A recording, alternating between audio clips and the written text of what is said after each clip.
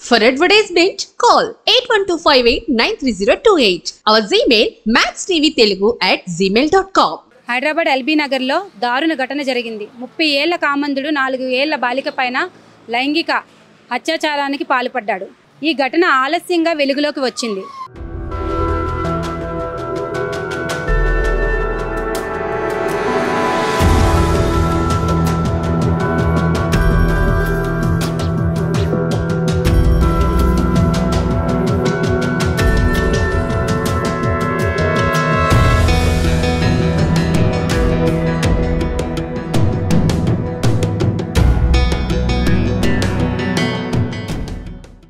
Hyderabad LB నగర్లో ఈ దారుణం జరిగిందండి. హైదరాబాద్ ఎల్బీ నగర్లోని 30 ఏళ్ల కామందుడు 4 ఏళ్ల బాలిక పైన లైంగిక అత్యాచారం అనేది ఇక్కడ జరిగింది. ఈ సంఘటన జరిగి కూడా 1 వారం అయిపోతుంది, ఆలస్యంగా వెలుగులోకి వచ్చిందండి.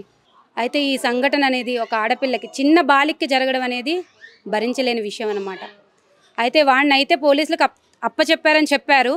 కానీ ఆ పోలీసులు వాడు జైల్లో ఉన్నాడా, వాడిని విడుదల చేశారా అనే సమాచారం అయితే ఎటువంటిది రాలేదు మనకి.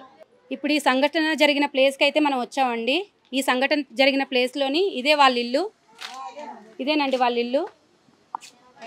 మొత్తం ఇక్కడ ఒక 8 పోర్షన్స్ ఉన్నట్టున్నాయి. చాలా చిన్నగా ఒక 8 పోర్షన్స్ ఉన్నట్టున్నాయి.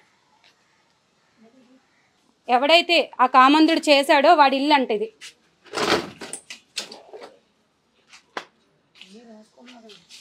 వాడి ఒంటి పైన తెలివి కూడా లేకుండా తిప్పతాగి ఇదైతే ఈ సంఘటన జరిగింది. ఆ సంఘటన జరిగిన వాష్రూమ్స్ అండి ఇవి, చిన్న వాష్రూమ్స్. ఎలాంటి పరిస్థితి వచ్చింది చూసారు కదండి. ఇప్పుడు వాళ్ళ నాన్నగారితో కూడా మాట్లాడి అసలు ఏం జరిగింది అనేది ఒకసారి తెలుసుకుందాం మనం. మీరు వాళ్ళ నాన్నగారండి? ఓకే.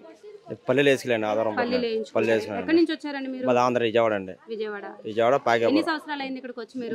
వచ్చి 20 రోజులు ఇంటికి వచ్చానండి. 20 రోజులు అవుతుంది. అంటే హైదరాబాద్ వచ్చి 20 రోజులు అవుతుంది. మీరు ఎంతమంది పిల్లలండి? ముగ్గురు అమ్మాయిలు, ఒక అబ్బాయి అండి. ఓకే. మరి మీరు ఏ న్యాయం కావాలనుకుంటున్నారు? ఆడికి వృత్తి తీయాలండి. నా అండ కూతురు చాలా మంది ఉన్నారు, చాలా మంది ఉన్నారు. సీఎం సార్ అందరూ ఉన్నారండి.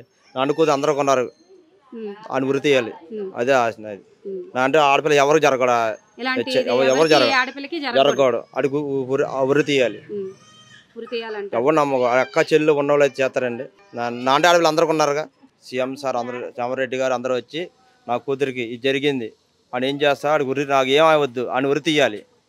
అదే అందరూ సాయంగా నాకు అది కావాలి. నాకు వృత్తి కావాలి, నాకు బతికిస్తాను. నాకు లేనివాడిని ఏదో వచ్చి హైదరాబాద్, నేను విజయవాడ వచ్చి హైదరాబాద్ వద్దు అనుకున్నా. సూత నాకు జరిగింది. నా ఎవరు చేయలే. నా కష్టపడి తినాలి. 4 పిల్లలు, చిన్న పిల్లకి 2 హోళ్ళు ఉన్నాయి.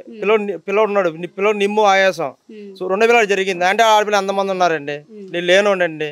గవర్నమెంట్ హాస్పిటల్ వెళ్తే 7 రోజులు ఉంచమన్నారు నా కూతుర్ని. సో తెల్లారి పంపించేశారు. మీడియాలో వస్తున్నారు, వీళ్ళు వస్తున్నారని. బాబు మీరు రేపు రాండి, మీరు వచ్చి మీరు మరి వారం రాండి, మీరు తగ్గిపోయింది అంటే మీరు రేపు మీరు వారం రాకండి రామన్నారండి. ఏం చేయాలి?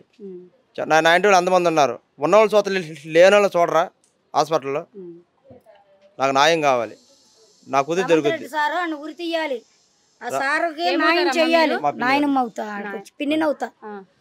పాపకి అన్యాయం జరిగింది, ఆయన ఉరి తీయాలి, సహాయం చేయాలి. పాప బతకాలి. ఆపరేషన్ చూడకుండా చేయకుండా పంపించేశారు. పంపించే 6 రోజులు ఉండ మనిషిని ఈ మీడియాలో వస్తున్నారని పంపించేశారు. ఆ పిల్ల ఇట్లా ఈ మందులు ఆడమని చెప్పి రిపోర్ట్లు కూడా మాకు ఇవ్వాల, పోలీసులకు ఇచ్చారు. పోలీసు వాళ్ళు వచ్చి మా ఇంటికాడ దింపి వెళ్ళారు. ఈ పిల్లకి ఎప్పుడు తీసుకురాలి ఏంటని చెప్పి వారం తర్వాత తీసుకురమ్మన్నారు. 7 రోజులు హాస్పిటల్లో ఉండాలని అన్నవాళ్ళు, 10 రోజులు ఉండాలని అన్నవాళ్ళు వెంటనే పంపించేశారు ఆ తెల్లారి. మా సాయం కావాలి. మహిళల గురించి బయటకు వచ్చారు కాబట్టి పవన్ కళ్యాణ్ సారు మాకు సాయం చేయాలి, న్యాయం చేయాలి. మీరే న్యాయం చేయాలి. అచ్చంగా ఇప్పుడు మహిళల గురించి మీరు బయటకు వచ్చారు, మహిళల గురించి సాయం చేయాలి. మాకు ఈ అన్యాయం జరిగింది కాబట్టి మీరు ఎక్కడ ఉండా దీన్ని శ్రద్ధగా తీసుకెళ్ళి అభివృద్ధిలోకి తీసుకెళ్ళి మాకు సాయం చేయాలి. మేము ఎస్టీలు అండి, మాకు సాయం చేయాలి. విన్నారు కదా వాళ్ళ ఆయనమ్మ గారు వాళ్ళ నాన్నగారు మాట్లాడింది. వాళ్ళు కోరుకునేది ఏంటంటే ఆర్థిక సాయం, ఎవడైతే ఆ కామందుడు ఉన్నాడో వాడికి ఉరి తీయాలని వాళ్ళు కోరుకుంటున్నారు.